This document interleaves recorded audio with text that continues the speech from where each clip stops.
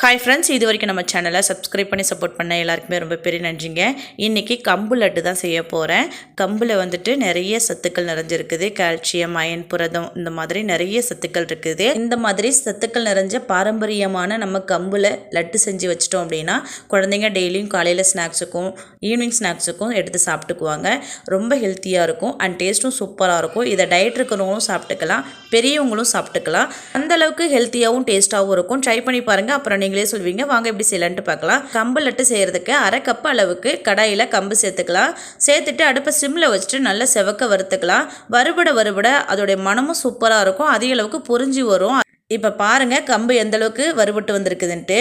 இந்த மாதிரி வறுபட்டு வந்துருச்சுன்னா அதோடைய வாசனையே சூப்பராக இருக்கும். இப்போ ஸ்டவ் ஆஃப் பண்ணிக்கலாம். அவ்வளோதான், நல்லா வறுபட்டு வந்துருச்சு. அடுத்து கம்பை வேறு ஒரு பிளேட்டில் மாற்றி எடுத்து வச்சுக்கலாம். இது நல்லா ஆறணும். ஆறினதுக்கப்புறம் மிக்சியில் போட்டு நல்லா அரைச்சி எடுத்துக்க போகிறோம். அடுத்து அதே கடாயில் அரை கப்பு கம்புக்கு ஒரு கப்பு அளவுக்கு நிலக்கடலை எடுத்துருக்கிறேன். இது வறுக்காத நிலக்கடலைங்கிறதால நான் வறுத்துக்கிறேன். வறுத்த கடலை இருந்துச்சுன்னா தோலெல்லாம் நீக்கிட்டு அப்படியே நீங்கள் எடுத்து வச்சுக்கோங்க. பாருங்கள், இப்போது நிலக்கடலையும் நல்லா வறுபட்டு வந்துருச்சு. இதையும் மாற்றி வேறு ஒரு பிளேட்டில் எடுத்து வச்சுக்கலாம். அவ்வளோதான், கம்பு லட்டு செய்கிறதுக்கு நம்ம நிலக்கடலையும் வறுத்தாச்சு, கம்பும் வறுத்தாச்சு. கம்பு கொஞ்சம் ஆறிடுச்சு. இப்போ நிலக்கடலையும் நல்லா ஆறணும். ஆறினதுக்கப்புறம் தோலெல்லாம் நீக்கிட்டு இதையும் மிக்ஸி ஜாரில் போட்டு நல்லா அரைச்சிக்க போகிறோம். இப்போ இது ரெண்டும் நல்லா ஆறட்டும். அடுத்து அதே கடாயில் அரை கப்பு கம்பு ஒரு கப்பு அளவுக்கு நிலக்கடலை எடுத்துருக்கோம். அதுக்கு அரை கப்பு அளவுக்கு வெல்லம் சேர்த்துக்கிறேன். வெல்லம் முழுகிற அளவுக்கு தண்ணி சேர்த்துட்டு வாசத்துக்கு நல்ல ஏலக்காவும் தட்டி சேர்த்துட்டு வெல்லத்தை நல்லா கலந்து கொடுத்துக்கலாம். வெல்லம் நல்லா கரைஞ்சிட்டு கொதிச்சு வரணும். கொஞ்சம் பிசுபிசுப்பாக இருக்கணும். அதை தொட்டு பார்க்கும்போதே அப்போ தான் உங்களுக்கு லட்டு பிடிக்கும்போது ஷேப் கிடைக்கும். இல்லைன்னா மாவு உதிரியாக உதிர்ந்து போயிடும். உங்களுடைய இனிப்புக்கேற்ப நீங்கள் வெல்லம் சேர்த்துக்கோங்க. நான் அரை கப்பு வெல்லம் தான் சேர்த்துருக்கிறேன். அடுத்து வறுத்து வச்ச கம்பு நல்லா ஆறிடுச்சு. இதை மிக்ஸி ஜாரில் சேர்த்துட்டு லைட்டாக கொஞ்சம் கொரகொரப்பாக இருக்கிற மாதிரி அரைச்சி எடுத்துக்கலாம்.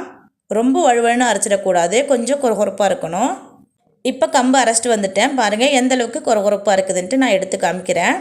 இந்த அளவுக்கு கொரகொரப்பாக இருக்கணும். அப்போ தான் சாப்பிட்றதுக்கு நல்லாயிருக்கும். இப்போ அரைச்ச கம்பை வேறு ஒரு பவுலில் மாற்றி சேர்த்துக்கலாம்.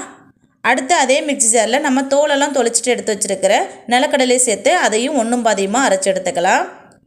இதையுமே ரொம்ப ஃபைனாக அரைச்சிடக்கூடாது, ஒன்றும் பாதியமாக தான் அரைக்கணும். அப்போ தான் சாப்பிடும்போது அந்த நிலக்கடலை கம்புலாம் தட்டுப்படும், சாப்பிட்றதுக்கு நல்லாயிருக்கும்.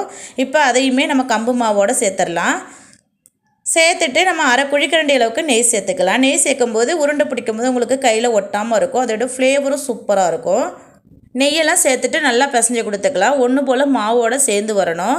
பாருங்கள், இப்போ லட்டு பிடிக்கிறதுக்கு மாவு ரெடி ஆகிடுச்சு. அடுத்து பாகு எந்தளவுக்கு ரெடியாக இருக்குன்னு பார்க்கலாம். கரண்டியில் எடுத்து பார்க்கும்போதே உங்களுக்கு தெரியும் பாகு நல்லா கொஞ்சம் கெட்டியாயிடுச்சு. அப்படின்னு தெரியலன்னா இந்த மாதிரி கையில் கொஞ்சம் தொட்டு பார்த்தீங்கன்னா கொஞ்சம் பிசுப்பாக இருக்கிற மாதிரி இருக்கும். இந்த ஸ்டேஜில் ஸ்டவ் ஆஃப் பண்ணிக்கலாம். அவ்வளோதான், பாகு ரெடி ஆகிடுச்சு. அடுத்து நம்ம ரெடி பண்ணி வச்சுருக்கிற கம்பு மாவோட வெள்ளைப்பாகுவை தேவைக்கேற்ப மட்டும் சேர்த்துட்டு மீதி எடுத்து வச்சிடலாம். சேர்த்து நல்லா கலந்து கொடுத்துக்கலாம். எல்லாம் ஒன்று போல் கலந்து வரணும்.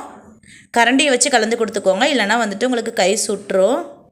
நம்ம முதல்ல சேர்த்த வெள்ளைக்கரைசலோட அளவே நமக்கு கரெக்டாக இருந்துச்சு. அதனால் மீதி இருக்கிற வெள்ளைக்கரைசலை ஒரு ஓரமாக எடுத்து வச்சிடலாம். அடுத்து சூடு ஆறுறதுக்குள்ளேயுமே கையை தண்ணியில் கொஞ்சம் நனைச்சிட்டு லட்டு பிடிக்க ஆரம்பிச்சிடலாம்.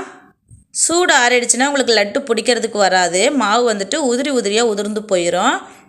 இந்த மாதிரி கையில் கொஞ்சம் தண்ணி நனைச்சிட்டு உருண்டை பிடிச்சிங்கன்னா உங்களுக்கு கையில் சூடு படாமல் இருக்கும். கொஞ்சம் கொஞ்சமாக மாவு எடுத்து இந்த மாதிரி லட்டு ஷேப்பில் பிடிச்சி எடுத்துக்கோங்க. சாப்பிட்றதுக்கு நல்ல வாசனையாக இருக்கும். கம்பு வறுத்து சேர்த்துருக்கோம். அது கூட நெய், ஏலக்கெல்லாம் சேர்த்ததால நல்ல ஃப்ளேவர் சூப்பராக இருக்கும்.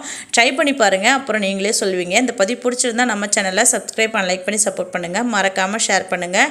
ட்ரை பண்ணி சாப்பிட்டு பார்த்துட்டு எப்படி இருந்துச்சுன்னு கமெண்ட்டில் சொல்லுங்கள். அவ்வளோதான், என்னோடய ஸ்டைலில் பாரம்பரியமான கம்பு லட்டு டேஸ்டியாக ஹெல்த்தியாக ரெடி ஆகிடுச்சு. ஓகே, பாய்.